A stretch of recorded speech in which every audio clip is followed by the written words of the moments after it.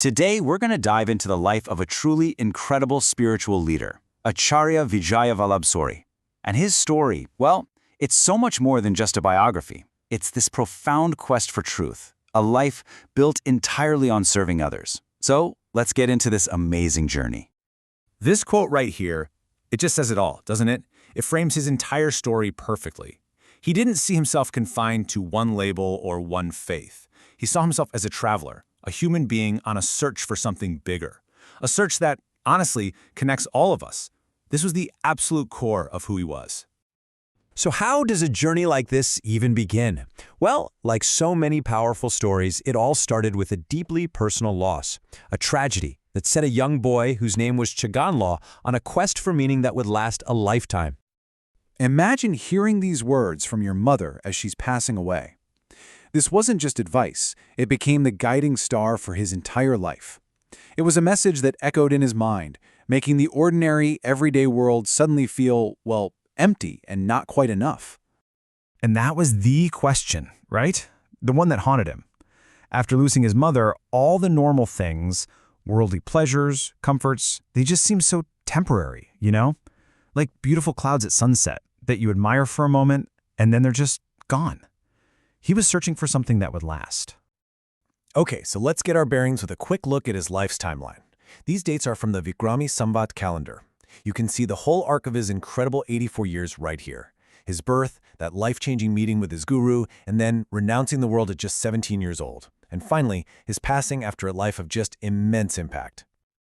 This search for something more, for that eternal bliss, led him to a crossroads. This was the most critical moment of his young life, and it required an unbelievable amount of courage. The choice to leave everything and everyone he knew behind. I mean, can you just picture this? He's a teenager, his older brother is pressuring him to join the family business, settle down, live a comfortable, normal life, but Chaganlaw's heart was already somewhere else. So one day, he pretends he's going to the shop, but instead he walks straight to the railway station and gets on a train. His spiritual thirst was just so powerful that absolutely nothing was going to stand in his way. And this is where the story gets really moving.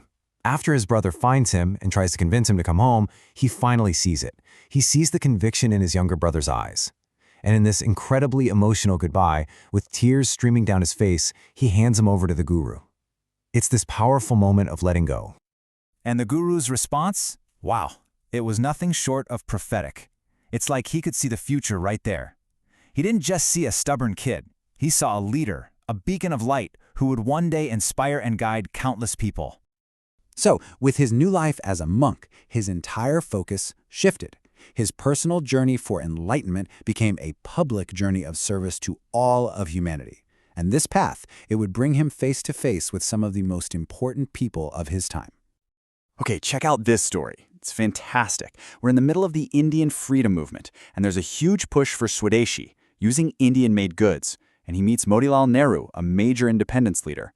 But Nehru has this habit of smoking foreign cigarettes. It's a bit of a contradiction, and one that most people would probably be too nervous to even mention. But not Acharya Vallabh. He doesn't lecture him, he doesn't scold him. With this gentle, quiet directness, he just asks this simple question. But it's so powerful, right? He's basically just holding up a mirror, showing him the gap between what he's fighting for and how he's living. And the reaction? This is what's so incredible. Nehru didn't get angry or defensive. He had this flash of insight, a moment of real transformation. He admitted right then and there that this quiet monk had shown him the light. And get this, he gave up smoking those cigarettes for good. It just shows the quiet power, the immense influence this saint had. But his work went way beyond these one-on-one moments. He was on a mission, a full-on mission for social reform. He took on the biggest, toughest issues of the day. Alcoholism, the terrible injustice of untouchability, poverty, superstition, animal cruelty, you name it. He was there, fighting for a better world. And this wasn't just talk. His compassion was real, it was tangible. He didn't just preach about equality, he lived it. When he saw that the Harijans, the so-called untouchables, were being denied a basic human right to drinking water, he didn't just feel bad. He took action. He raised the money and made sure a new well was built for them. A true friend to the friendless. Now, if you look at all his work, there's one thing that really stands out as the foundation for everything else. He had this core belief that the single most powerful tool for lifting up society, for freeing people from ignorance, was education. I just love this metaphor. It's perfect, isn't it? For him, education wasn't about memorizing facts. It was about breathing new life, new growth, and new color into the whole community. It was the one thing that could make an entire society blossom. So to make this vision a reality, a huge fundraising goal was set, 5 lakh rupees. Now that was an astronomical amount of money back then, and it was all going into a fund to help the poor and the middle classes, to give them a real shot at breaking the cycle of poverty through education and opportunity. And this is where you see his true leadership. To inspire people, he didn't just ask them to donate, he led with his own personal sacrifice. He took a vow to give up milk and all milk products, a huge deal, until that goal was met. And that one act, it absolutely electrified the community. Everyone jumped in and they reached the target in no time. You know, with all this success, people naturally wanted to shower him with praise, give him all these prestigious titles, but he just wasn't interested. He would always turn it back on them, saying, "Don't give me titles. The best way you can honor me is by committing to social service yourselves." It was always about the mission, never about him. So when you look back on a life like this, what's the real legacy? What's left behind? Well, even though his physical life came to an end, the principles he lived by, they just continue to shine, like an eternal flame, guiding people even today. You can really boil down his entire philosophy to these few core ideas, and they are so simple, so beautiful, and honestly, so needed today, that our shared humanity is the ultimate religion, that service to others is the truest way to serve God, and that real faith has to be built on nonviolence, equality, and love for absolutely everyone. And so, the people gave him these names. They weren't official titles, but names that came straight from the heart. A saint who deeply loved his country. A teacher whose wisdom knew no borders. And maybe most importantly, Deen Mithra, a true friend to the poor and the downtrodden. This is how he lives on. And that really brings us back to us, right here, right now. The story of Acharya Vijay Vallabh Suri is so much more than history. It's a challenge. It asks us to look at our own lives, in our own communities, in this complex modern world, and really think, what does it truly mean to follow in those footsteps and live a life of selfless service? Welcome back to the Deep Dive. I'm really looking forward to our conversation today. We're diving into a life that, well, for so many people, became this incredible beacon of hope and purpose. Absolutely. You know, we all search for meaning, don't we? Especially when things feel a bit unclear.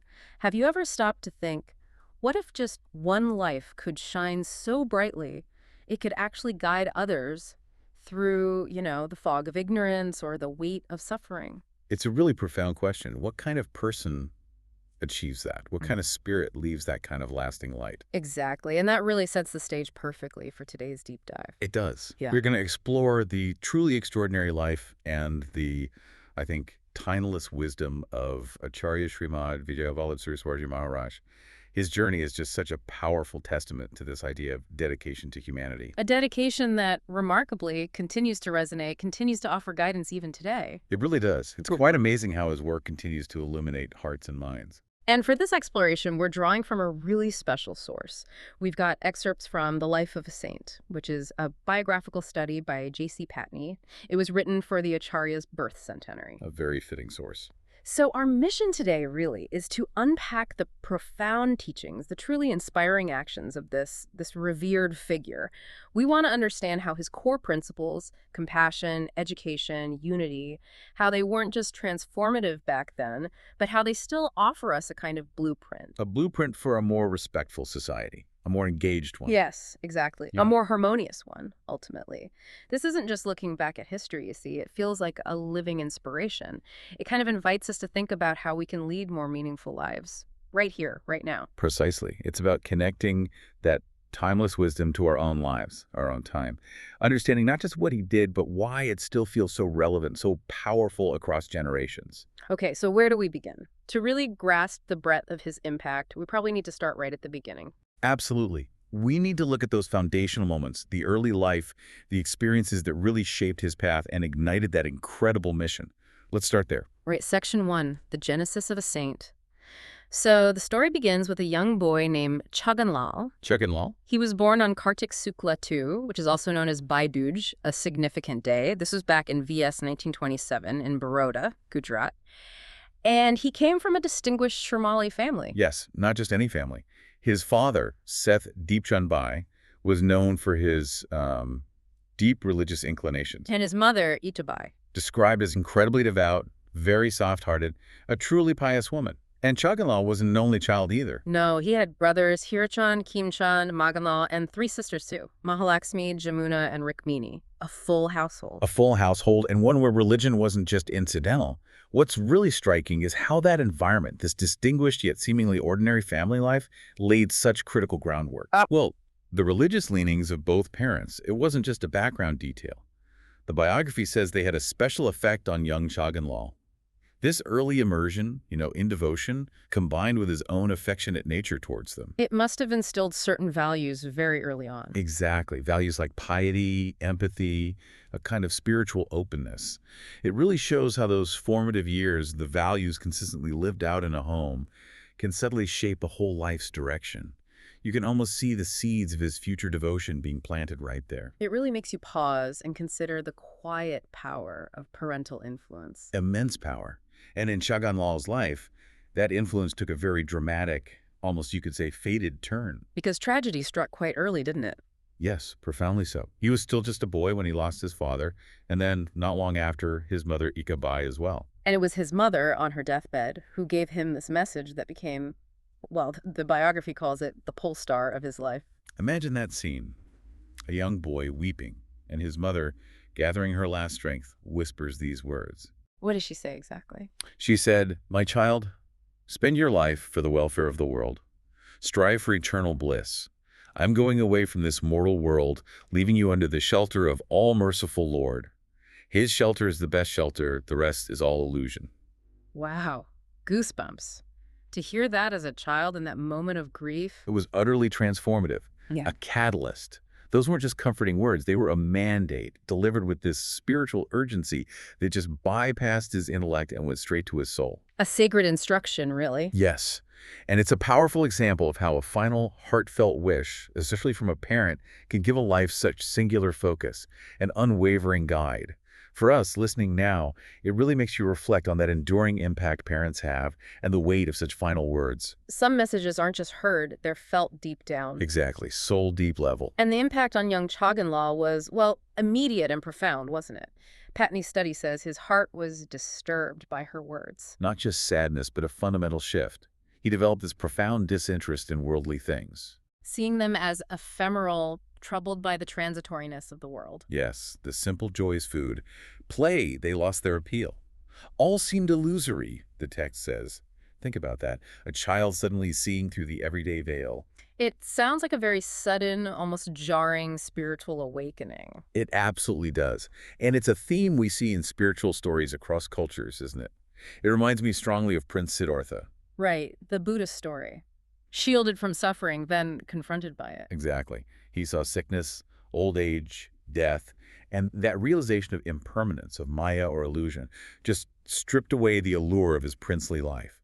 It propelled him on his quest for eternal bliss. So Chaganlal's experience mirrors that universal quest. Precisely. That perception of illusion became so vivid, it overshadowed everything else. But it wasn't despair. It was the drive. This intense inner turmoil became the fuel for everything that followed, leading him towards renunciation. He was propelled from within. But quite literally, by this deep inner calling. So this internal stirring, this deep yearning, then found a kind of external spark. It did. In VS 1940, that spark came in the form of a revered teacher, Muniraj Chandra Vijaji. He came to Baroda for his monsoon stay. And conveniently, he stayed nearby Chaganlal's home. Yes, in an upashraya, a spiritual retreat. Drawn by, well, who knows exactly what pull, Chaganlal encountered the Muniraj. He started listening to his enlightening sermons. And that spiritual thirst, already there from his mother's words, it just grew. Exponentially. It was like those seeds of awakening were now being actively watered, carefully tended. That makes sense. It's one thing to feel something inside, another to hear it articulated by a teacher. Exactly. It gives it form, direction. His abstract longing found a tangible source of nourishment. This was a crucial step, moving from inner reflection to actively seeking the path. It shows how often, while the spark is internal, a guide helps fan it into a real flame. Okay, so Chogun Lal has this growing spiritual thirst, this sense of destiny. He's ready for the next big step. And that arrived in VS 1942. The biography calls this a most significant change. A pivotal year. He was still young, just in 7th class. And he meets Acharya Dev Shrimad Vijayanand Maharaj, who was widely known as Atmaramji. Yes, Atmaramji Maharaj. Yeah. A hugely influential figure. And for Chogun Lal, this wasn't just meeting another teacher. The description is incredibly vivid. He saw in Atmaramji an eternal light which illumined every cell of his existence. Powerful imagery. He felt the brightness of his radiance all through his soul. The text says, "The lily of his heart had bloomed at the flush of this light." He was apparently elated, transported to a dreamland of eternal joy. What made Atmaramji so uniquely impactful? I think it was Atmaramji's sheer spiritual magnetism combined with his universal appeal. His sermons, held at the Janissary Upashraya, weren't just for Jains. No, who attended? People of all castes and faiths. Hindus, Muslims, Sikhs, Christians, Jains, they all found something profound, some solace in his presence. That's remarkable. It is. And it wasn't just lay people. Even foreign scholars were deeply impressed. Dr. A.F.R. Hurnell, for instance. The scholar you mentioned earlier. Yes. He dedicated his major work, the Upasagdasau Sutra, to Atmaramji. He praised him as being like the sun in dispelling the black clouds of ignorance and called him all-wise. Wow, so this wasn't just local reverence. Not at all. This universal respect, this intellectual and spiritual authority must have resonated incredibly deeply with young Chogun Lal, who was already seeking something beyond narrow boundaries. Atmaramji wasn't just teaching one tradition, he embodied a universal wisdom. Making him an incredibly compelling figure to follow. Absolutely, especially for a soul like Chogun Lal's, already searching for that deeper truth. And this is where things get really interesting. Chogun Lal is just 15. 15. Still a boy, really. And he's profoundly moved by Atmaramji's sermons on divine happiness and the illusion of the material world. Atmaramji used historical examples, didn't he? He did. He drew on ancient wisdom, citing figures like Nemi Kumar, Vardman Saki Kumar, Jambu Kumar, all individuals who had bravely renounced worldly life in their youth. To pursue eternal bliss. Exactly. And for Chogun Lal, these weren't just old stories. They were living examples that spoke directly to his own awakened heart. They set a powerful precedent. Can you give us one of those examples? To really feel the impact. Yes, the story of Prince Nemi Kumar is particularly vivid in the biography. He's in his grand wedding procession in Dwarka. Suddenly he hears these terrible cries. Cries of animals. Yes, doleful cries. He asks his charioteer what's happening. And the charioteer explains these animals are about to be slaughtered for his wedding feast. Oh, goodness. Nemi Kumar is utterly disgusted. He exclaims, "Fie on this world. This world is an endless sea of endless sins." And right then and there, he commands the charioteer to take him to the animals, and he frees them all. Just like that, he freed them. Instantly. An act of spontaneous, overwhelming compassion. And immediately after, he renounced everything, his bride, his kingdom, his future, and set off on his own quest for eternal bliss. Wow. What a story. And when Atmaramji brought these stories to life with such passion, they weren't just tales for Chogun Lal. They became these powerful living models. They ignited this unshakable desire within him for liberation, for self-realization. It shows how powerful narrative can be, how history can become a personal catalyst. So armed with these powerful stories and this growing inner conviction, Chogun Lal approaches Atmaramji. Yes, still just a boy. But he wasn't asking for worldly things, for wealth or status. No, he asked for, in his words, the wealth which may bring eternal bliss to me. Beautifully put. And Atmaramji, with his deep insight, immediately saw the potential. Patni writes, he saw the brightness of a diamond in the boy. And he made a prophecy. He did, a powerful one. The boy will guide society. His life will spread light like a lamp. Foreseeing his entire future. In that moment. This interaction, it wasn't just a chat. It solidified Chogun Lal's path. It validated his deepest yearning. It wasn't just a personal wish anymore. It felt like a recognized destiny. Confirmed by his revered teacher. Exactly. Those words, guide, light for society, must have resonated so deeply, assuring him his path was right and destined to be impactful. This kind of mentor-disciple connection, this moment of recognition, it's often a crucial turning point for great spiritual figures. Personal aspiration meets a universal calling. But even with this clarity, the path wasn't smooth. There were obstacles. Very real, very earthly obstacles, particularly from his elder brother, Kim Chan-hai. Who wanted him to stay, run the family business. Understandably so. Contribute to the family's prosperity, carry on the lineage. But Chogyam Lal had already seen through, as he called it, the drama of the world. He knew its end must be sad. Trapped. Like a rope-tied elephant longing for freedom, is how the biography puts it. Worldly duties and expectations were trying to hold him back. But his determination was strong. Unwavering. The account is quite dramatic. Kim Chan-hai was keeping a cautious watch, but Chogyam Lal seized a school holiday. He pretended to go to the shop. But instead, He just started walking towards the railway station on the edge of Baroda. It was the height of summer, the ground glowed hot red. He was incredibly thirsty, choking in the heat. and he kept going. He did. Nothing could detain him from his destined path. His eagerness was compared to a chatak bird's legendary thirst for the first rain. When he finally reached Ahmedabad and found the Gurudev, What was that moment like? boundless happiness, as if he had found new eyes after a long blindness. It's such a vivid picture of spiritual resolve, overcoming everything: physical hardship, family pressure, societal norms. And eventually, his brother came around. Yes, Kim Chan-hai arrived the next day. He was sad, naturally, but he started to see the strength, the authenticity of Chogyam Lal's desire. He initially wanted him to wait, perhaps reach maturity. But Chogyam Lal's mind was made up. Completely. His devotion was as unchangeable as black color. Even later attempts by the family couldn't sway him. And so the day finally came. The renunciation ceremony. Vaisak Sukla 13, VS 1944, in Rothanpur. Gurudev Maharaj himself performed the ceremony, recognizing the depth of his resolve. Chogyam Lal, just 17. And he received his new name. Villabh Vijay. Muni Villabh Vijay. Yeah. And he became the disciple of Muni Sri Harsh Vijayji, A complete transformation. a profound new being. The biography described him experiencing incomparable bliss, feeling the comfort of a mother's lap under his teacher's guidance, like being reborn, fresh as morning dew, Shedding the old life. and embracing a new clear purpose. First, enlighten himself, and then enlighten society. This was it.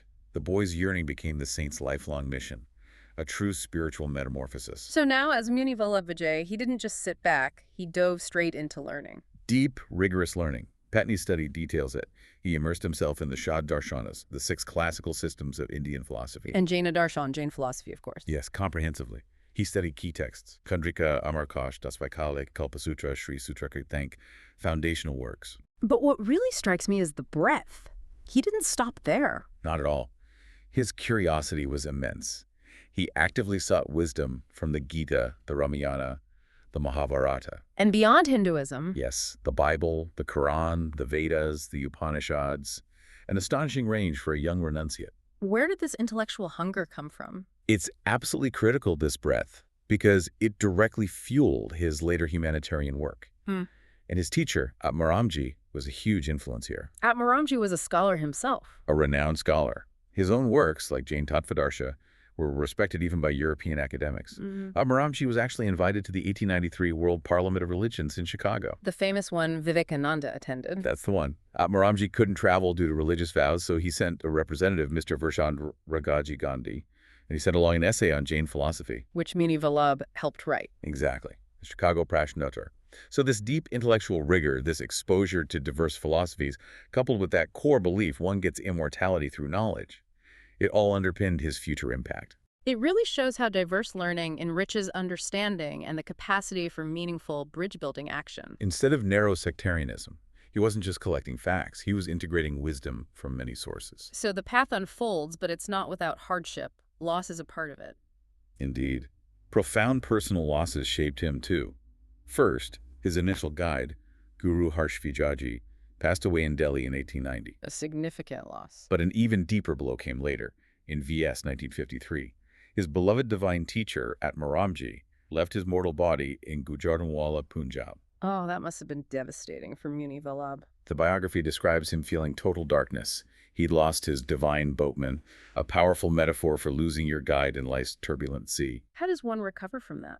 What's remarkable and central to spiritual resilience is the message that emerges. But light is eternal. The physical passing didn't extinguish the influence, the teachings. The inner light remained. Precisely. The eternal light of the Gurudev was always a source of life for Muni Vallabh. It continued to guide him internally. It shows how a great teacher's essence, their spirit, their example lives on, providing a compass long after they're gone. So this grief, this loss, also became part of his preparation for leadership. Absolutely. Another layer of resilience, deepening his inner strength. And this resilience, this inner light, then started manifesting outwards in his own leadership, his own humanity. Yes. He had deeply internalized Maharaj's teaching that man's supreme weakness is ignorance. Ignorance leading to ego, conflict. And fight in the name of caste and religion. Maharaj's message, which Villabh made his own, was crystal clear. It is a sinful error for the people of any caste to consider themselves as superior to those of any other. All human beings are equal. That foundational belief in equality seems absolutely central. It became the core of Acharya Vallabh's humanity, his way of being in the world. It wasn't just theory. It fostered real actionable qualities, generosity, tolerance, kindness. So the abstract principle became lived reality. Exactly. It became his practical, compassionate guide for interacting with everyone. It set the stage for his incredibly inclusive approach to social reform later on. It wasn't just something he taught, he embodied it. As his wisdom and influence grew, recognition followed, even though he wasn't seeking it. True. Titles started being offered. In VS 1981, after many requests from the Punjab Sri Sangh, he finally accepted the title of Acharya. Signifying a spiritual master. Yes, and later more titles came. At a conference in Rajasthan, VS 1990, he received Kalakal Kalpataro, Tree of Heaven for the Current Age, and Adyan Timir Tarani, Expeller of Ignorance like the Sun. People also called him Punjab Kasari, the Lion of Punjab, and Faratiya Wakar, the Son of India. High praise indeed. How did he react to these? This is very telling. Patni's biography makes it clear he was not interested in these titles for himself. He accepted them only as tokens of people's love and affection. His focus remained elsewhere. Steadfastly on the welfare of man and society, not personal glory. This selflessness, this humility, is such a mark of true ethical leadership. It really prompts us to think, doesn't it? What does it mean when a leader values service above recognition? How does that impact their legacy? It suggests the influence comes from the work, not the title. Precisely. From the unwavering focus on the collective good. Okay, so with this foundation, deep learning, resilience, humility, Acharya Vallabh's life really blossomed into this incredible force for social reform and harmony. Yes, his central teaching became very practical, very rooted in individual responsibility. He said, man must make his soul worth God's living, pure and simple. Bad habits are responsible for man's downfall. He must be lifted up. He clearly saw the link. Society consists of individuals. Therefore, societal well-being depends entirely on individual well-being, individual moral conduct. It connects the personal and the social directly. Absolutely. And it wasn't just philosophy. It was a call to action. Take alcoholism, for instance. The biography says he cautioned people against alcoholism, even calling wine the daughter of Satan. Strong words. Very. He actively supported Mahatma Gandhi's prohibition campaign, delivering powerful speeches. In Bombay, 1953, he stated, "A drinker is a burden on himself, on his family, on nation, and on society." Leaving no doubt about the impact. None. In Passpur, he warned, "A drinker loses the light of soul, the light of body, and the light of life in the end." He connected spiritual purity directly to practical health and societal stability. He used that metaphor of society as a garden, didn't he? Yes, a beautiful metaphor. Yeah. Men and women are the plants and flowers. Leaders and holy people are the gardeners. He believed if these plants aren't watered and cared for, the garden loses its beauty. His whole life, Patni writes, was dedicated to nourishing that garden with wisdom, good conduct, kind behavior, sacrifice, and progressive ideas. Spirituality meant tangible, positive impact. And this compassion wasn't just general. It extended very concretely to the most vulnerable. The Benoli incident is so powerful. It really is. In Uttar Pradesh, Harijans, the community then called untouchables, approached him. They were being denied drinking water from common wells, a basic human necessity. How did he react? He felt very sorry, deeply moved. But he didn't just feel sorry. In his next public discourse, he addressed the crowd directly. What did he say? He declared, "Humanity is the greatest religion. We should be ashamed that some of our brothers are suffering due to lack of drinking water. Help the needy. That will be your religion." A direct call to action based on shared humanity. And it worked immediately. Funds were collected right there, on the spot. A well was dug specifically for the Harijans. That's incredible. The impact must have been huge for them. Immense. They called him the living image of Lord Rama. It perfectly illustrates his core belief. Spiritual principles must translate into tangible social service, especially for the marginalized. This sense of social service, the biography notes, is what made Gurudev great. He didn't just preach, he acted to alleviate suffering and dismantle injustice. Beyond these local acts, he also saw the power of nonviolence, ahimsa, to influence even the highest levels of power. He talked about Jagat Guru Har Vijayasuri and Emperor Akbar. Yes, he used that historical example often, how Har Vijayasuri taught Akbar about love and ahimsa. And Akbar was genuinely moved. Profoundly. So much so that he almost issued decrees for the abolition of animal slaughter, and even gave up his own beloved hobby of hunting. Is there historical backing for this? There is. The historian Vincent A. Smith in Akbar the Great Mogul confirms it. He details how Akbar, after deep conversations with Har Vijayasuri, released prisoners, freed caged birds, and prohibited animal killing on certain days. Which eventually became a serious offense if disobeyed. Yes, even a capital offense later on. Acharya Vallabh used this to make a broader point. Love and compassion can change this world from wasteland to a fertile and fruit-bearing valley. It shows how spiritual conviction, the principle of nonviolence, can genuinely impact even powerful political leaders and shift society. A spiritual ideal changing history. Potentially, yes. It's a powerful testament to that possibility. And his efforts to spread harmony reached across different communities, too. Wherever he went, the biography says he inspired an awakening.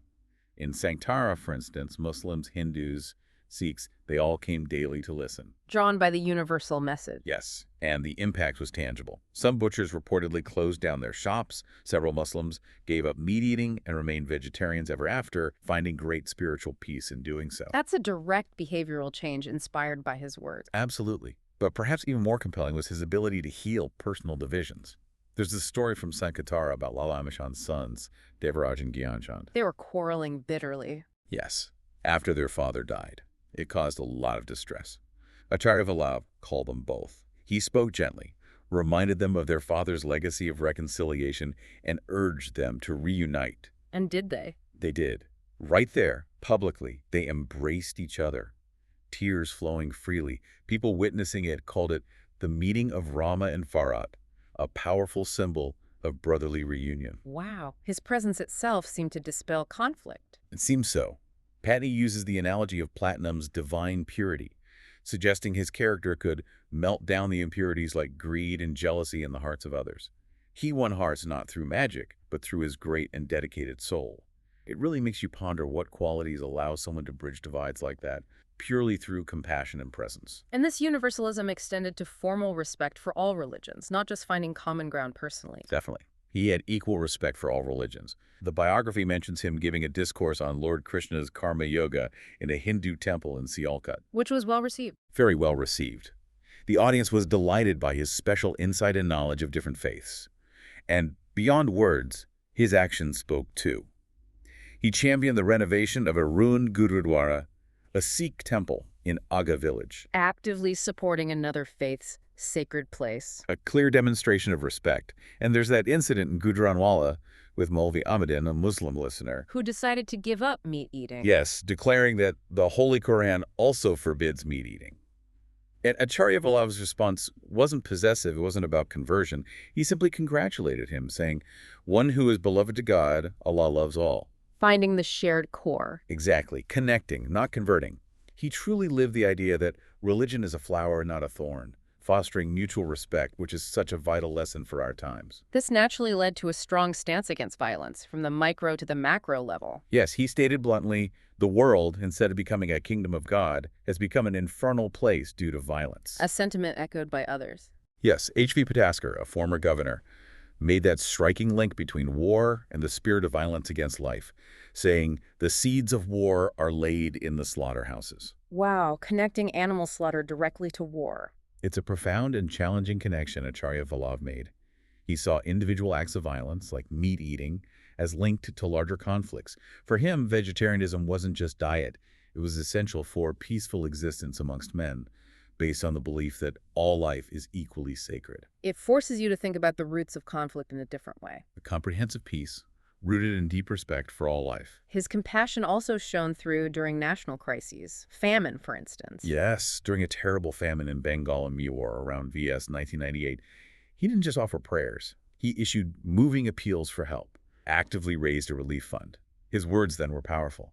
Mercy to all creatures is our duty, and mercy to man is surely our highest duty. He lived that principle. He truly did. And then during the immense trauma of India's partition in 1947, a time of horrific violence and division. His voice was crucial then. Absolutely crucial.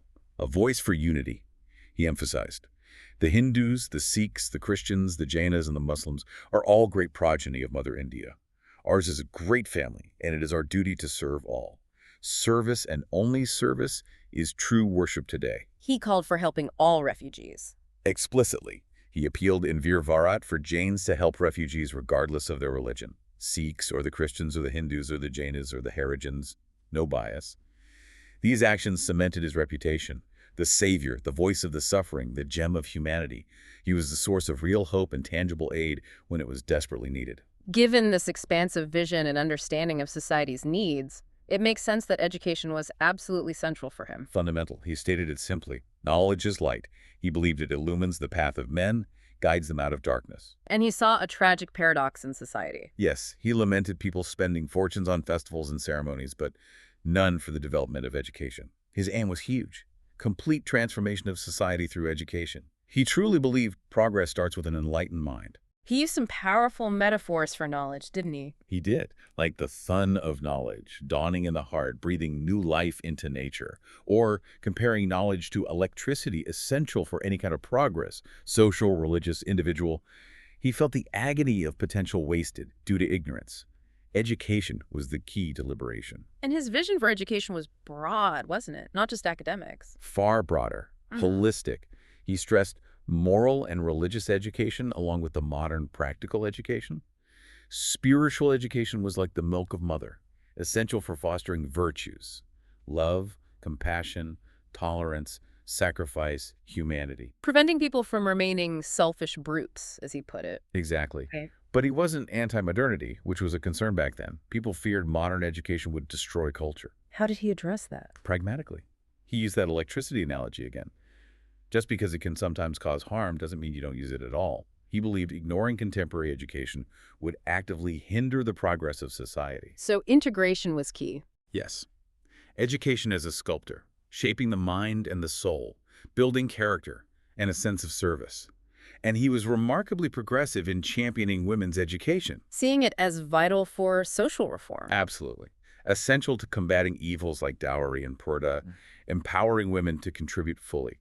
A truly comprehensive vision. And this vision led to concrete results, actual institutions. Through many of them. These temples of learning, as he called them. Sri Mahavira Jaina Vidyalaya in Bombay, founded in 1915, was foundational. And others across India. Yes. Sri Amanand Jain College in Ambala, Sri Parshwanath Umid Jain College in Falna, and significantly girls' schools too. Access for all. And true to his principles, admission was open. Completely open, irrespective of their caste or religion. A clear reflection of his universal outlook. He didn't just want a few elite schools. He dreamt of water huts of education, everywhere accessible learning for all, like a constant source of nourishment. He wasn't just talking, he was building the infrastructure. Precisely. Tangible structures for enlightenment that would last generations. And his educational vision went even further. He dreamt of a Jaina university. An incredibly ambitious dream. It wasn't just about standard higher education. He envisioned a dedicated chair of Jainism for comparative philosophy study. Fostering interfaith dialogue at an academic level. Yes. And crucially, it would also offer practical, craft-oriented education to make students self-reliant. Blending spiritual depth with practical skills. Exactly. Fostering unity, critical thinking, and self-sufficiency.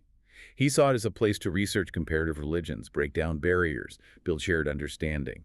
He believed the only thing holding it back was a lack of proper spirit, a sense of social service, and a coordinated effort.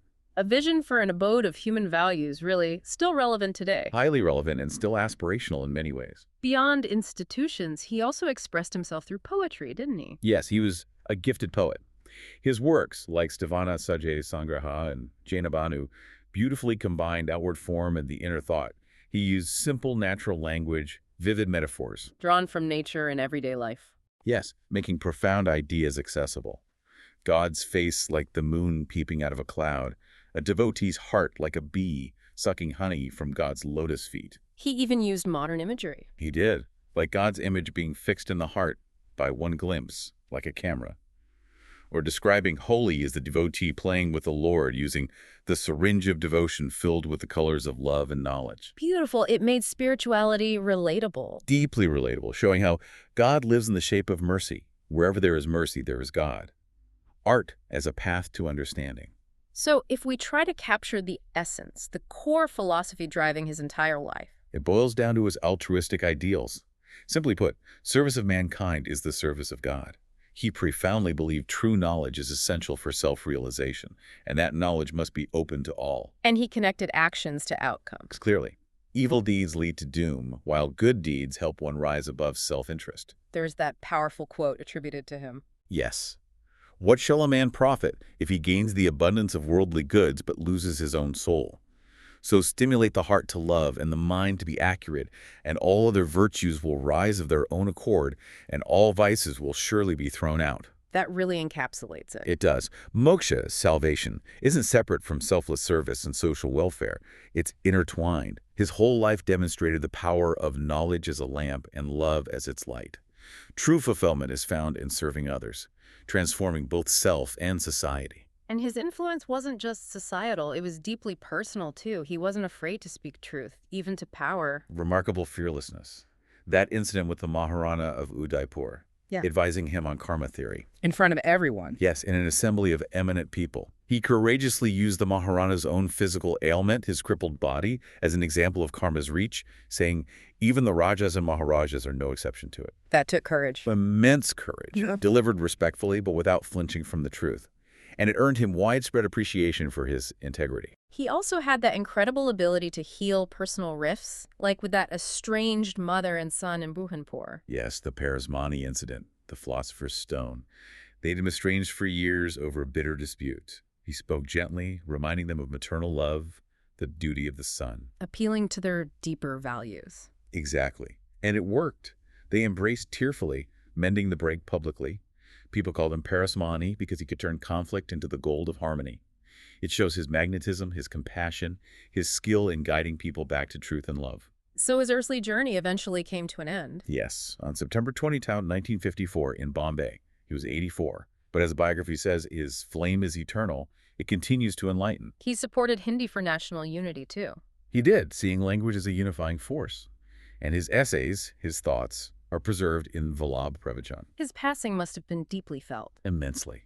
The funeral procession in Bombay was described as heart-rending. Lakhs of people, hundreds of thousands came to pay homage. How was he remembered? What titles were used then? He was remembered as a sane patriot, a world teacher, a great soul, and perhaps most touchingly, Deen Mitra, friend of the poor.